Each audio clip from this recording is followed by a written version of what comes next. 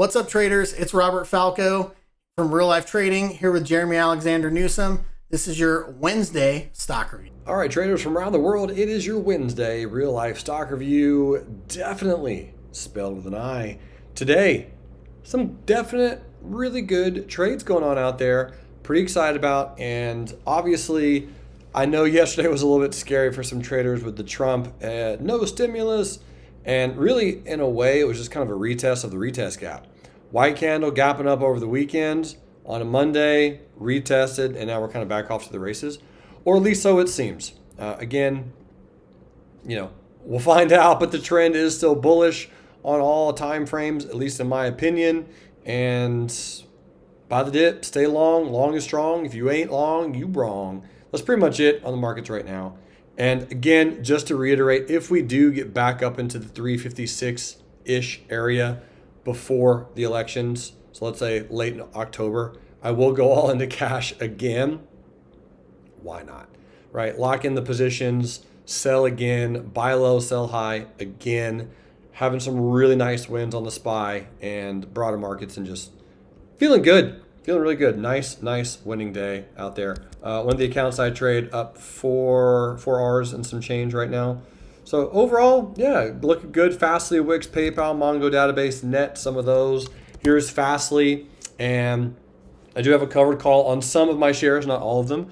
But yeah, FSLY, great gap, amazing trend. This double bottom was a thing of beauty, realistically. And in fact, let me take you back really quick to when I analyzed this back here, and you'll kind of see and be able to hear my excitement based on just these candle patterns. All right, FSLY, FSLY.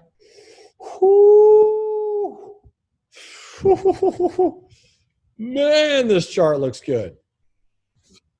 I'm going to buy some more FSLY if we take out the high of this candle. Like boom, boom, boom, boom. Just come on, FSLY. Let's go.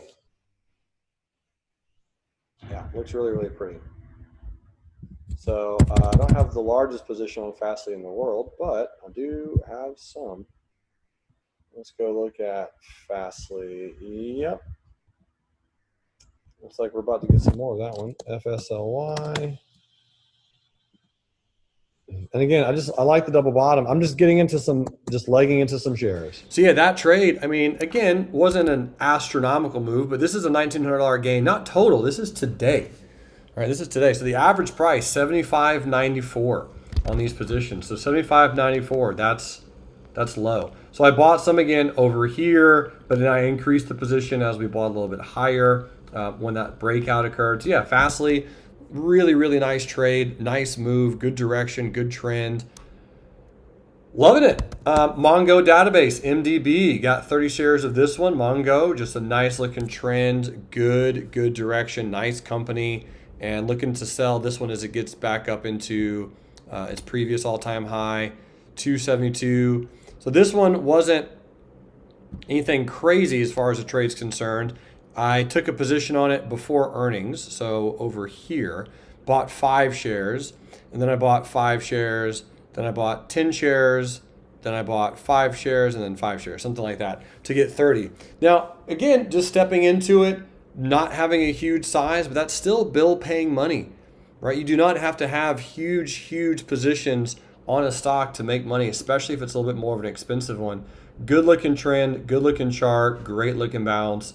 Nice mover, good volume. Everything looks nice on this one. WIX, one of my largest positions across the board, and paying out today, paying out really well.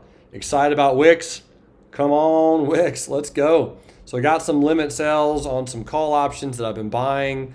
Buy low, sell high off the 100, and never got to close below 249.47. This was set up on the One Black Crow on October 2nd. It was like a, hey, just in case. Yep, excited to see WIX continue a little bit higher, and that one has some nice momentum. The cruise lines starting to get a little bit of love, a very small amount of love. I mean, from here, my ultimate thoughts is next pop up into like 20, and we probably should just bail, take a win on Norwegian and call it a day. I think that makes the most sense.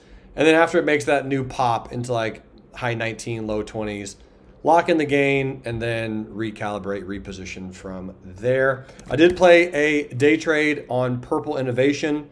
I will keep an eye on this one. In fact, I'm gonna go ahead and put it on the list for the afternoon room now. All right, so PRPL. I'll show you how I day traded it. I mean, you guys all know how I day traded it, but keep an eye on the swing trade on this one. But the gap was a really nice gap and go. Here's your 5-minute chart, 5-minute high wave candle with an inside candle. I mean, who's not going to play that on gap and go? And we got in and it just never goed.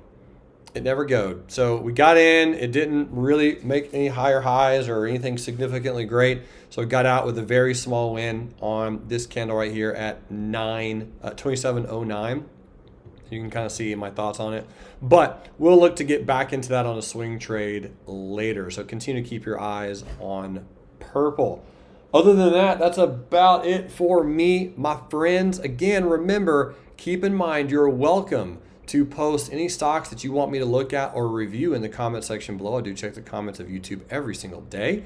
And Friday, I'll be coming out with a trade review as I review one of the trades that you all place somewhere in the world of RLT.